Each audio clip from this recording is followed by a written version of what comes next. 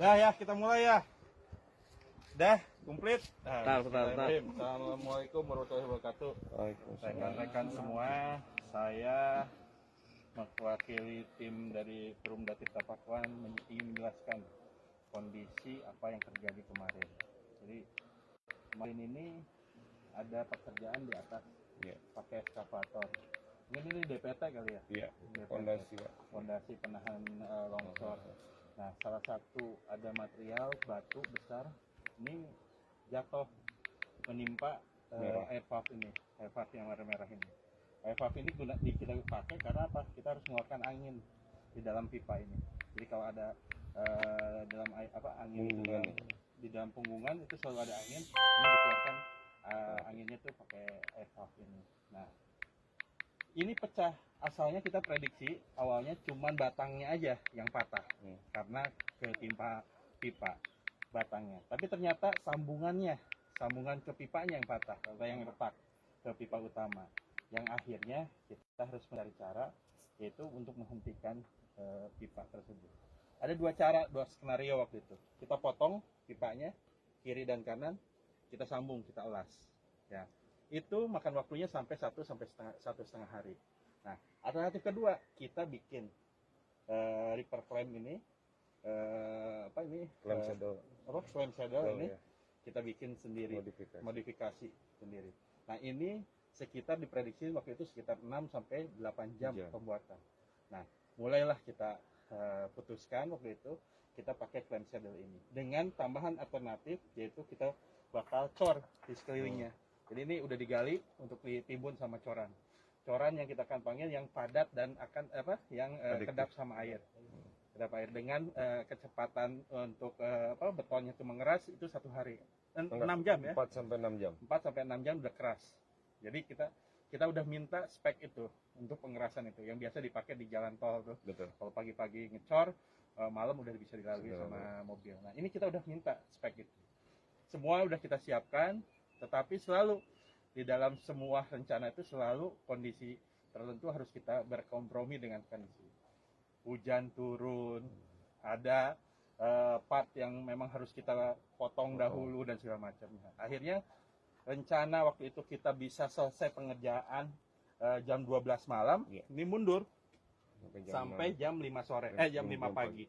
Jam 5 pagi kita baru selesai merangkai rangkaian utuh dan mulai kita alirkan. Dan alhamdulillah jam 7 air udah masuk ke WTP Dekeng dan sekarang udah sebagian wilayah teraliri.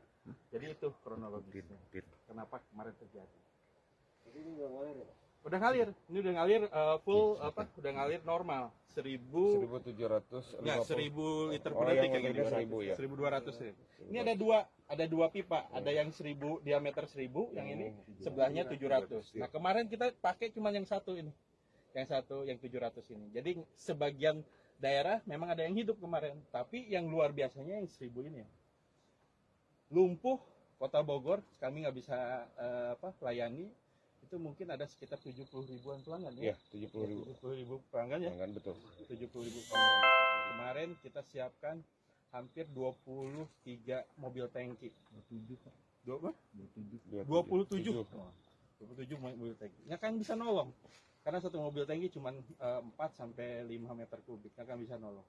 Jadi kami memang prioritaskan, banyak yang kirim message ke saya direct maupun WA segala macam minta air, karena saya udah nggak bisa ngontrol selain kita membuat sistem harus tiap daerah terlayani, bukan tiap orang, tiap pelanggan yang kemarin itu, karena kesulitan di angka 27 mobil tangki tersebut.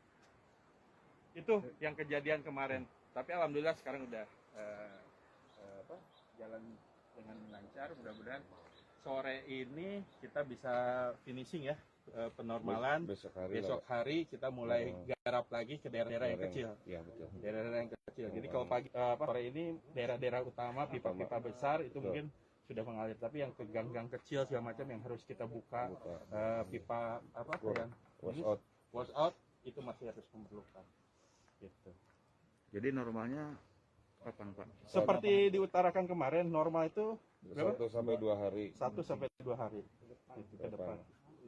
Jadi nih kita ini full tim semua saya panggil semua direktorat teknik untuk kumpul di sini. Jadi yang memang Pak Nasrul ini bagian yang transmisi distribusi. Tapi bukan Pak Nasrul tanggung jawabnya. Tanggung jawabnya langsung ke Dirtek. Pak Dirtek yang mengontrol semuanya, mengumpulkan semua SDM di direktorat teknik, menjaga setiap waktu wash out semua.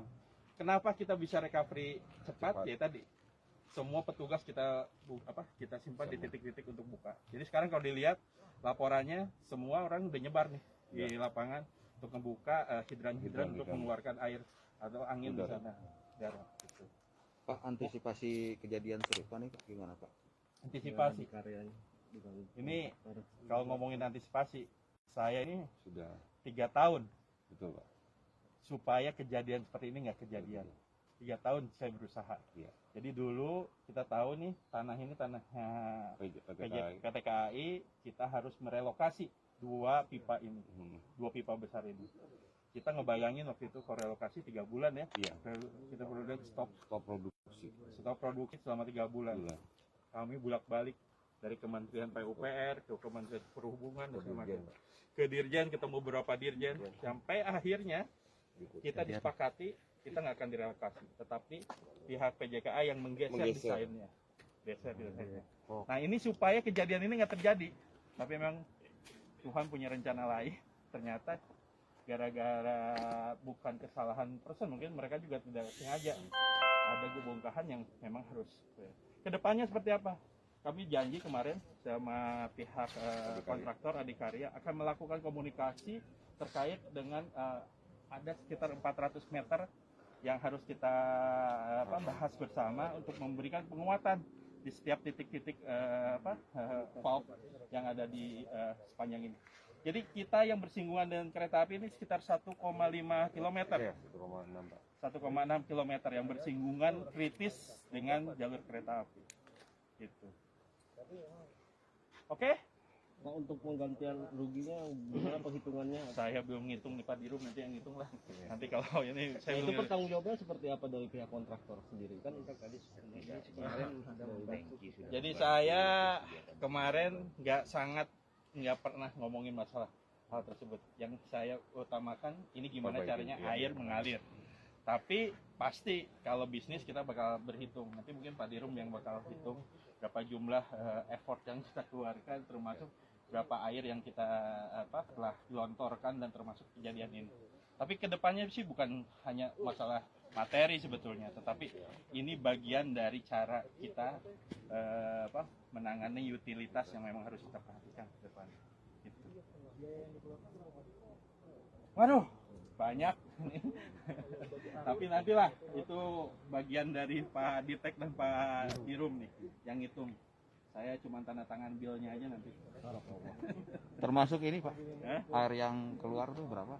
Waduh, air yang keluar, kan ini air kotor, air baku. Air baku ya? Jadi bukan air bersih, jadi ini air baku, air kotor yang kita keluar, yang nggak bisa. Sebenarnya bukan materi yang jadi masalah itu, tapi sosial, dampak sosial. 70.000 pelanggan kita, kebayang. 1% biasanya pelanggan kita yang ngamuk-ngamuk aja udah kebayang. Ini 70.000 kali 5, 350.000 warga Bogor. Kira-kira ya, itu kemarin kondisinya seperti itu. Oke ya, makasih ya semuanya ya. Mudah-mudahan ini. Bapak, iya Pak. Awas jatuh ke bawah, masalahnya jatuhnya bukan ke atas.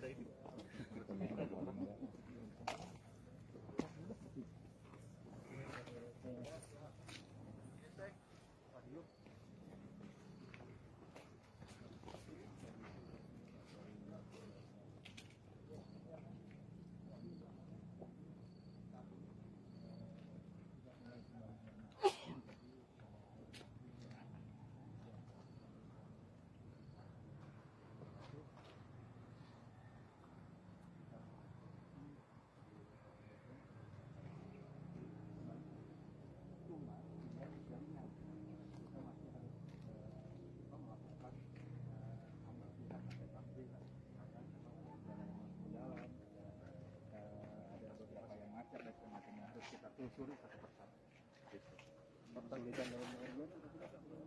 Wah, Ini bayangin kita ngangkat hampir 1 ton kali barang ini ke sini. Jadi kita perlu alat berat untuk dibantu oleh Adikarya penyediaan alat berat di sini. Jadi dari mulai pengangkatan barang, kita harus di sini harus kita bikin workshop, komplikasi sendiri. Hujan yang cukup lebat kemarin sekitar 1 jam 2 jaman di daerah sini. Saya sudah miris lah waktu itu dari jam 7 sampai jam 9 ini kondisinya sudah sangat mencekam lah waktu itu, kemungkinan bisa gagal. Tapi alhamdulillah tadi pagi jam 5 pagi ya udah beres, bisa terpasang dan sampai hari ini nggak ada kebocoran, jalan lancar di atas. Untuk pasokan air bersih kepada pelanggan normal butuh berapa lama? Hari ini udah jalan, udah kalau di beberapa titik udah mulai keluar airnya, jadi dari titik yang paling dekat dengan WTP kita sampai yang paling dalam, paling jauh udah mulai pompa-pompa pendorong sudah mulai dinyalakan. Jadi ada pompa yang di Sadane udah mulai kita nyalakan untuk wilayah Bogor Barat. Terus yang di Jasmine sebagian sudah nyala, Bantar Jati nyala, dan mungkin tinggal nanti recovery teman-teman saya belum ada laporan. Tapi ini nanti sore nanti Pak Dirtek mau mengevaluasi sore-sore ini mana daerah yang belum, nanti kita akan lanjutkan nanti malam atau besok pagi. Ngomongin kebutuhan air bagi yang belum teralirkan, Tetap kita masih ada jalan tangki nih Pak Dirum yang bagian tangki kita dibantu ada sekitar 22 masih ya 22 mobil tangki. Nah jadi kita dibantu 22 mobil tangki dari PDAM tetangga. Jadi kita bantu dari mana? Dari Adikarya juga, dari Sukabumi, Kabupaten Bekasi, Depok, sama Kabupaten Bogor. Ya. Termasuk Damkar dan BPBD. Jadi ini benar-benar kita dibantu dengan kolaborasi dari semua pihak untuk menyelesaikan masalah ini. Oke, terus ya.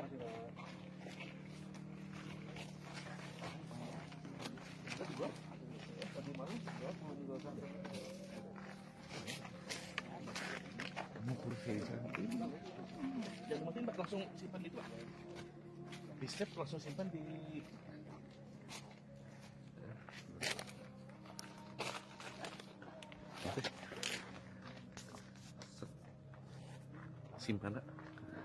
simpan di itu. Payungnya. Simpan di mana? Simpan di story TH seperti fit. Masih ada langsung. Gimana ya? Iya. Oh, kirim.